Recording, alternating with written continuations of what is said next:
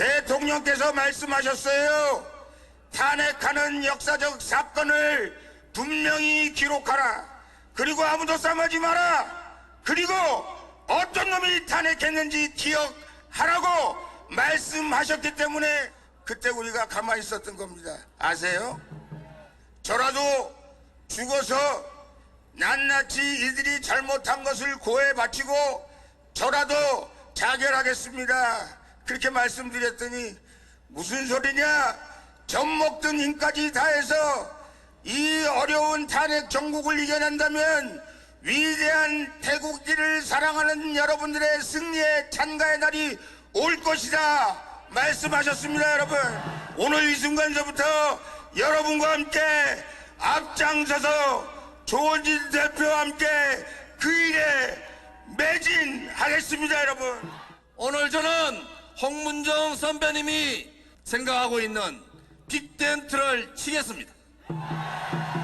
그 빅텐트에 홍문종 의원님을 우리 당의 공동대표로 추대합니다. 홍문종 의원이 생각이 거의 결정이 된 것 같습니다. 하재근 평론가님 보면은 지금 애국당에 들어가가지고 아예 신공화당이란 이름으로 창당을 하겠다. 이건 총선에 나가겠다는 얘기거든요. 예, 그러니까 애국당을 리모델링 하겠다. 네. 그래서 말씀하신 대로 신공화당이란 이름으로 바꾼다라고 하는 것인데, 창당을 한다고 하는 것인데, 신공화당이라고 하면 바로 공화당이라는 글자에서 박정희 대통령이 연상이 되고, 예. 박근혜 또 전 대통령도 연상이 되고, 결국 박정희, 박근혜 두 대통령의 정신을 이어서 특히 이 두 분 전 대통령을 추앙하는 보수적인 분들이 우리나라 또 상당히 이 일각에서 예. 굉장히 많고, 그분들이 열성적인 또 정치적인 행동력이나 최근에는 또 엄청난 규모의 응징력도 보여주고 있고, 예. 그 대표적인 게 이른바 태극기 부대라고 하는, 결국 그분들을 끌어안고, 그리고 또 지역적으로는 약간 좀 TK 정서를 기대는 것 같은데, 예. 그런 분들의 약간 좀 향수 정서도 있고, 거기에 기대할 경우에 당을 만들면 상당한 정도의 파괴력이 있지 않겠느냐. 아마 홍문정 의원이라든가 이 애국당 조원진 대표라든가 이런 분들이 예. 좀 그렇게 기대하고 있는 것으로 보입니다.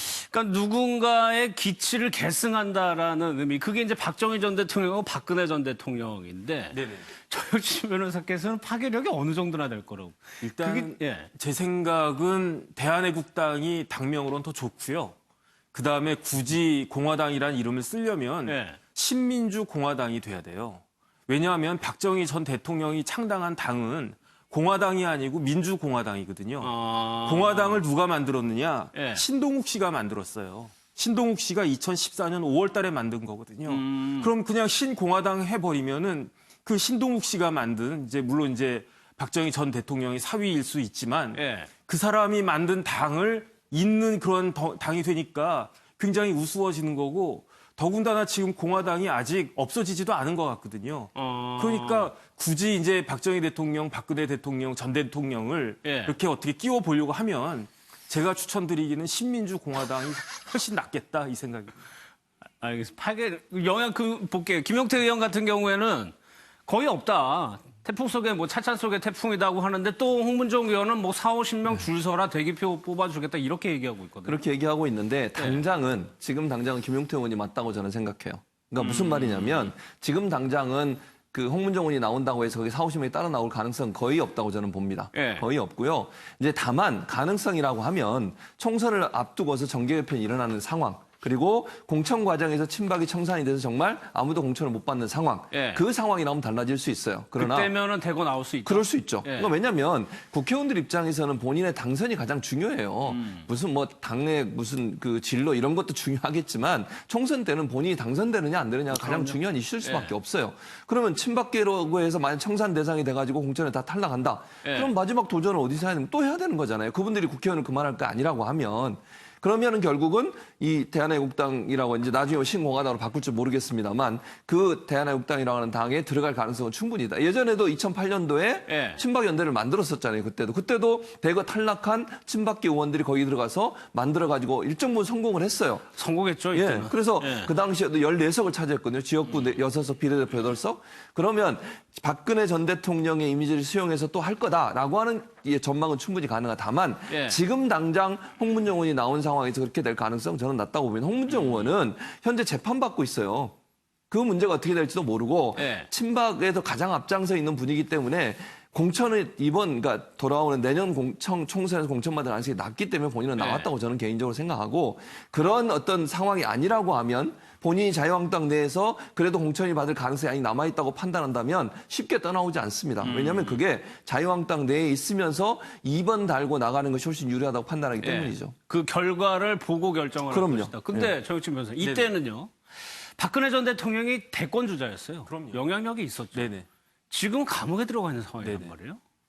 그러니까 아직도 박근혜 전 대통령한테 기대서 정치를 하려고 한다고 하는 것 자체가 네. 제가 봤을 때는 정치인으로서의 실격이라고 생각이 되고요. 그다음에 저는 아까 그 화면에 나왔지만 홍문종 의원의 표정이 굉장히 어색하고 이상하다고 저는 느꼈거든요.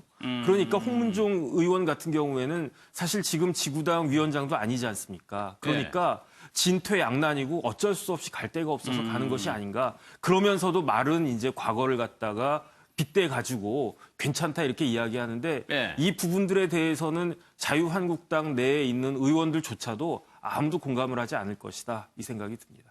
그런데 이게 문제 한국당에서 신경이 쓰일 수밖에 없는 거는 저번에 재보궐에서도 봤지만 보수 분열이거든요. 여기서 조금이라도 가져간다면 한국당 후보자들의 선출 가능성을 낮게 하는 거니까 그 부분을 염려하는 거 아닌가요? 근데 그런 정도까지도 저는 파괴력이 없어 보이고요. 아, 더 미미할 것이다? 네, 왜냐하면 제 생각에 정치인은 내가 네. 스스로 당선이 될 수 있다는 것을 보여줄 수 있는 사람이어야 하거든요. 그런데 저런 친박연대 같은 기치를 들고 신공화당이라는 그런 당명으로 나갔을 때 예. 과연 누가 그 당선을 장담을 할 수가 있겠습니까? 그러니까 제가 봤을 때는 자유한국당이든 어디든 별로 이렇게 새가 찻잔 속의 태풍에 그칠 수밖에 없다 이런 생각이 듭니다. 아까 하재근 의원님, 홍문종 의원이 이제 연설에서 박근혜 전 대통령의 말이라고 하면서 전달해주는 부분들이 있었는데 기억해라. 누가 반대했는지 기억하라는 그게 사실일까요? 그게 네. 글쎄요. 뭐 홍문정 의원만 안 알고 있을 텐데 네. 홍문정 의원 말은 자신이 박근혜 대통령을 만나서 들었다는 얘기죠. 예, 뭐 극단적인 뭐 선택까지도 얘기를 했더니 박근혜 대통령이 아니 뭐 그러지 마라. 결국에는 우리가 태극기 뭐 세력에 승리할 것이다라고 하면서 탄핵이 이루어지려고 하는데 거기에 맞서 싸우지도 말아라. 대신에 기억해라. 누가 네. 지금 탄핵을 시키려고 하는지 기억해라라고 했다고 주장을 하는 건데 기억하라는 뜻은 한 명 한 명 다 이렇게 적어놨고 살생부 같은데 적어놨다가 나중에 다 보복한다라는 의미로 읽히기도 하고 기록하라는 얘기도 했어요. 그러니까 기록하라는 게 그러니까 그 기록만 하고 끝나는 게 아니잖아요. 기록한다는 것은 나중에 이제 보복을 해라라는 의미로 읽히는데 그러면 이게 현재 한국당이나 저기 뭐 바른미래당이나 이런 쪽 의원들하고는 거의 불구대천의 관계라고 말을 하는 셈이 되는 것인데 근데 홍문정 의원이 한편으로는 지금 나중에 뭐 지금 다른 데서 창당을 하더라도 네. 선거 때가 되면 한국당 쪽하고 뭐 선거 연합을 할 수도 있는 것이고 네. 이런 식으로 말을 하고 있거든요. 그럼 이게 기록한다 뭐 이런 뭐 원수 같은 느낌 이거랑 또 얘기가 달라지잖아요. 나중에 연합을 할 수도 있다고라고 하면. 네. 그래서 지금 홍문정 의원이 하는 말이 어디까지가 사실인지도 알 수가 없고 박근혜 대통령 측하고 진짜로 저렇게 지금 소통을 하고 있는지도 상당히 지금 미지수인 상황이고 지금 박근혜 대통령이랑 같이 청와대로 돌아가겠다 이런 식으로 막 아까 연설을 했는데 예. 불가능한 얘기잖아요. 박근혜 대통령은 이미 대통령 지냈고 탄핵 설마 사면 복권이 된다 하더라도 청와대에서 다시 집권할 일은 없는 분인데 예. 홍문정 의원이 너무 지금 막 태극기 부대의 어떤 민심을 의식해서 너무 이렇게 막 좀 이렇게 박근혜 대통령에 대해서 이 자극적인 얘기를 하고 있는 것은 아닌지 또 뭐 그런 느낌이 드는데 홍문정 의원이라든가 어떤 애국당 분들은 우리가 독자적으로 지역구에서 당선되지는 못한다 하더라도 한국당을 위협할 수는 있다. 네. 표를 갉아먹어서 그 점을 가지고 계속해서 협상을 하면 나중에 몇몇 지역구를 뭐 이렇게 할양을 받거나 아니면 또 비례 쪽으로 의석을 노려볼 수도 있다. 네. 이런 생각을 하는 것 같고 어쨌든 그 친박의 이른바 그 태극기 세력 그쪽을 딱 이 지분으로 딱 가지고 있으면서 텐트를 쳐놓으면 총선 앞두고 뭐 그때 뭐 보수 대연합이라든가 여러 가지 논의가 펼쳐질 때 지금 한국당 내에서 천대받고 있는 것보다는 밖에서 자기 땅을 갖고 있는 게 나중에 자기 지분을 인정받기가 훨씬 쉬울 것이다. 예. 뭐 그런 계산을 하는 것 같습니다. 여러 가지 셈법이 작용하는 것 같아요. 이러는 가운데 한성교 사무총장이 사표를 냈다. 이거를 두고 그 이유가 뭐냐, 배경에 여러 가지 해석이 나오고 있거든요. 그렇습니다. 그런데 이제 무슨 한성교 사무총장은 그렇게 얘기는 했어요. 본인이 예. 뭐 건강상 이유로 사무총장을 사퇴한다 이렇게 얘기했는데 한성교 사무총장은 사실 황교안 대표가 대표되고 가장 먼저 1호로 임명했던 인선이에요. 예. 본인의 대학 후배이기도 하고요. 그런데 이렇게 물러났다고 하는 것은 단순히 그냥 건강상의 이유일까? 뭐 그것도 하나의 이유가 될 수는 있겠습니다만 잘 아시는 것처럼 한성교 사무총장 같은 경우는 두 번의 이제 구설수가 있었잖아요. 한 번은 예. 사무처 직원들에게 욕설을 해가지고 그게 논란이 됐었고 또 기자들한테 걸레질 한다는 말을 해가지고 논란이 됐었고 그리고 이제 사실 사무처 직원들과의 충돌이 여러 가지로 좀 영향을 미쳤을 가능성은 있어요. 사무총장이니까 사무처 직원들을 잘 다독여서 당이 잘 돌아가도록 운영할 수 있도록 해야 되는 건데 네. 본인이 이제 소외됐다고 느끼는 부분이 좀 있었던 거 같고 지난번 욕설 사건 때도 그런 얘기들이 좀 있었잖아요. 사무처 직원들이 본인을 패싱하고 본인에게 보고도 안 하고 뭐 절차를 진행하고 이런 부분 때문에 화가 많이 나 있었다는 말을 들어보면 아마도 사무처 직원들이 한성교 총장과의 소통이 좀 문제가 있었던 것 같고 욕설 파문 이후에도 지속적으로 갈등이 지속됐고 그걸 아마 황교안 대표가 좀 나서서 정리를 해주거나 힘을 실어주는 부분이 좀 미흡해서 거기에 대한 섭섭함이 표현된 게 아닌가라고 하는 거 여의도에서 지금 분석하는 분석 중에 하나입니다. 뭐 또 황 대표가 기강을 잡기 위해서 뭐 경질을 했을 수도 있는 거고 여러 가지 좀 의견이 나오는 것 같아요. 그런데 지금 손수호 변호사님 국회 상황을 보면은 지금 닫혀 있는데 예전에 이제 패스트트랙 처리하면서 이제 문이 부서지고 그랬었단 말이에요. 그 문을 그대로 놔두고 있다라는 거는 왜 그대로 놔두고 있는 겁니까? 당시 좀 격렬한 충돌이 있었고 네. 그 결과물 중에 하나가 바로 국회의원과 사무실 문입니다. 지금 화면에 나오는데요. 그 문이 파손됐어요, 당시에. 예. 물론 여기에 대해서 한국당과 민주당 측의 주장이 엇갈리고 있습니다. 당시 한국당은 민주당 보좌진 등이 이거 파손한 거다. 또 반면 민주당 쪽에서는 우리 당이 한 게 아니고 국회 사무처 방어과에서 한국당이 불법으로 점거하고 있기 때문에 이걸 열기 위해 한 거다라고 말을 하고 있는데요. 그렇게 의견이 대립하는 상황에서 한국당 쪽이 국회에다가 요청을 했습니다. 이거 수사가 지금 끝나지도 않았고 어떻게 될지 모르는 상황이기 때문에 수리하지 말고 일단 현장을 보존해달라. 한국당이 요청했다는 거죠. 그리고 국회에서는 이 한국당의 요청을 수용해서 일단 지금 좀 전에 나온 대로 현장을 그대로 지금 보존하고 있는 상황인데요.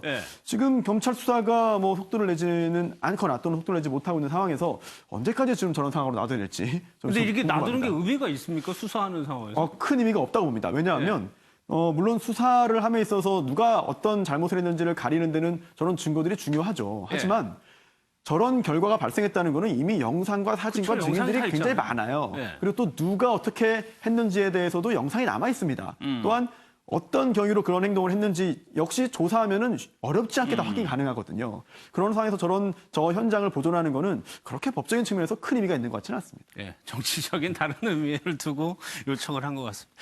이런 상황에서 정 변호사님, 글쎄요. 조은현 구단인지 조영 국회의원이 한 얘기가 좀 의미심장하게 들려요. 지금의 우리 국회 모습을 그대로 좀 보여주고 있거든요. 네네. 조은현 구단은 천재잖아요. 예. 그러니까 조은현 구단이 어떤 사람이냐면요. 9살에 세계에서 최연소로 입단을 갖다가 했고요. 그다음에 우승을 160번을 갖다가 하신 분이에요. 그다음에 세계 최초 기록이 전관왕을 세계 최초로 했고 그다음에 세계 최초로 그랜드슬램을 갖다가 했고 그다음에 16연패를 했어요. 16년 동안에. 근데 이런 분인데 조은현 구단이 조은현 의원이 뭐라고 말씀을 하셨냐면 내가 바둑 둘 때는 열수 백수가 보인대요. 그런데 정치는 국회 와서 보니까 한 수 앞도 안 보인다. 그러면서 정치가 훨씬 더 어렵다 이렇게 그 말씀을 갖다 하셨는데 뭐 그러니까 이제 21대에는 더 이상 국회의원 하는 것이 본인한테 무슨 의미가 있겠나 이런 생각을 갖다 하는데 그런데 작년에 의미 있는 일을 하나 하기는 했어요. 뭘 하셨냐면 바둑지능법을 2018년 3월 30일에 통과가 되도록 했거든요. 그러니까 내가 바둑을 위해서 이런 일을 했으니까 더 이상 국회에 남아있을 미련이 없다 이런 이야기를 한 것 같습니다. 그러면서 무조건 반대하거나 바꾸려면 한다라고 얘기를 했는데 지금의 국회 상황이 그대로입니다. 오늘 국회 상황 좀 살펴보도록 하겠습니다. 이게 우리도 이제 할 만큼 했고 참을 만큼 참았습니다. 국회를 방치할 수가 없습니다. 비정상화된 국회에는 매듭을 져야 될 것 같습니다. 바른미래당의 의총에 열차 출발 시간은 오늘 오후 2시입니다. 마지막 결단을 내려줄 것을 민주당과 자유한국당에 간곡히 촉구합니다. 더 이상 눈치 보지 말고 조속히 단독 국회를 소집하십시오. 그러한 후에 추경과 법안에 한국당이 협조하도록 경제청문회를 적극 수용하십시오. 더 이상 저들의 정쟁 노름에 국민이 희생양이 될 수는 없습니다. 오늘 당장 자유한국당을 제외하고라도 국회를 개헌하기 위한 소집 요구서를 국회의장께 제출하고 해외 순방까지 갔다 오셨으니 어렵지 않은 이 일 같이 이야기를 나눌 수 있는 기회 다시 한번 요청합니다. 아무나 붙잡고 결혼하면 행복한 것이 아닙니다. 어떤 결혼을 하느냐가 본질일 것입니다. 마찬가지입니다. 어떤 국회냐, 어떤 추경이냐가 본질입니다. 이 청와대와 여당이 드디어 오늘 단독 국회를 불사하겠다라는 이야기를 하면서 백기투항을 강요하고 있습니다. 마지막으로 제시한 게 경제청문회입니다. 경제종합건강검진을 위해서 경제청문회 한번 하자고 했습니다. 여야 사당이 한국당 빼고 국회 소집하자. 근데 보셨다시피 한국당에서는 사실상 거절을 하면서 예. 기존의 요구 조건은 계속 얘기하고 있거든요. 그렇습니다. 뭐 지금 현재로서는 이제 개문 발차라고 얘기할 수 있을 것 같은데 자유한국당이 빠진 상태에서 국회가 열릴 가능성이 있어요. 임시국회는 사실 국회법에 규정이 돼 있어요. 짝수 달에 임시국회를 열도록 돼 있습니다. 그리고 지금까지 계속 국회가 제대로 일 안 해가지고 세비는 받으면서 국민적 질타가 크잖아요. 네. 이런 상황에서 계속 국회가 문을 닫고 있는 것은 전 직무유기입니다. 국회의원이 무슨 필요가 있습니까? 그러려면 일도 안 하면서. 저는 당연히 국회 열어야 한다고 생각하고요. 싸우더라도 국회 들어와서 싸워야 되는 거예요. 장제원 의원이 지난번에 그런 얘기도 했잖아요. 예. 싸우더라도 국회 들어와서 싸워라. 그게 국민의 민심이다. 저는 그렇게 생각해서 바른미래당이 더불어민주당도 더 이상은 기다릴 수가 없다. 그래서 일단은 개문 발차를 할 거다. 물론 다만 그럼에도 불구하고 추경 예산 통과를 위해서는 자유한국당 협력이 반드시 필요한 부분이에요. 예. 그러니까 일단 국회를 열기로 합의를 해서 사당이 국회를 열면 자유한국당이 들어올 수 있도록 하는 이제 설득은 또 계속 될 거라고 저는 봅니다. 다만 이제 가장 문제가 되는 게 청문회 문제인데 예. 저는 그렇게 생각해요. 이 청문회를 하겠다고 하는 건 목적이 뭐냐면 나경원 원내대표가 어제 그런 얘기 했거든요. 추경이 제대로 짜여 있는지 추경이 제대로 쓰는 것을 쓰려고 돼 있는지 하는 부분을 따져보겠다는 거예요. 예. 그러면 그거는 제가 볼 때 추경 예산안 그 심사를 하지 않겠어요? 상임위 열어서? 그러면 거기에서 충분히 논의가 될 거라고 저는 봐요. 기획재정위원회든 아니면 무슨 뭐 다른 위원회에서 네. 거기서 국회를 열면 얼마든지 그 장관도 부르고 관련된 사람 불러가지고 질의할 수 있잖아요, 자유한국당이. 네. 그러니까 꼭 저렇게 경제청문회니 이런 말에 너무 이렇게 무게감을 두지 마시고 실제적으로 사실은 국회가 열리게 되면 자유한국당 입장에서는 언제든지 원하는 국회의원이나 아니면 장관들, 차관들을 부르고 또는 뭐 원하는 그 담당자들 불러서 예. 본인들이 궁금해하는 거 다 질문할 수 있고 또 언론 앞에서 추경이 제대로 돼 있는지 안 되는지 따져볼 수 있잖아요. 예. 그런 차원에서 좀 협력을 했으면 좋겠다는 생각이 들고 국회를 여는 것은 국민의 민이고 민심이다라는 부분을 좀 명심하셨으면 좋겠습니다. 이 한 장 사진 볼까요? 하재근 평론가. 여기 보면 이제 민주당 의원들이 이제 정상화하자고 촉구하는 거고 참 여러 한국당 의원들 그냥 무시하고 지나갑니다. 뒤에 아이들이 견학을 왔어요. 예. 그러니까 이제 아이들한테 보여주고 싶은 교육적인 모습은 아닌데 국회라고 하는 것은 한국에 그래도 상당히 또 높은 지위에 있고 사회적 책임이 가장 큰 공인들이 모여서 가장 고도의 사회적 행위를 하는 곳이 바로 국회인데 거기서 아이들이 그런 어른들이 하는 모습을 보면서 다 이렇게 뭔가 공부할 게 있기 때문에 견학을 하러 오는 것인데 아이들이 견학하러 온 그 앞에서 막 한쪽에서는 저렇게 바닥에 앉아있고 한쪽에서는 무시하고 지나가고 그러니까 서로 소통을 하고 협치를 해야 될 사람들이 서로 외면하고 지나가는 모습 이런 걸 보면서 아이들은 무엇을 느낄 것이며 국민들도 국회를 보면서 도대체 그러니까 한국이 다른 분야에 이렇게 막 움직이고 돌아가고 지금 청소년 그 20세 이하 대표 선수들은 막 갑자기 뭐 세계적인 성과를 내고 이러는데 오로지 국회만 80년대, 90년대, 뭐 21세기 접어도 항상 똑같은 모습이 반복되면서 어제도 싸우고 오늘도 싸우고 내일도 싸우는 거 아니냐. 그러니까 조은현 의원도 자신이 일반인 세계에 있을 때는 막 열수, 백수 앞을 내다보던 사람이었는데 국회 안으로 들어오니까 도무지 이 세계는 예측이 안 되고 사람을 바보 만드는 세계다.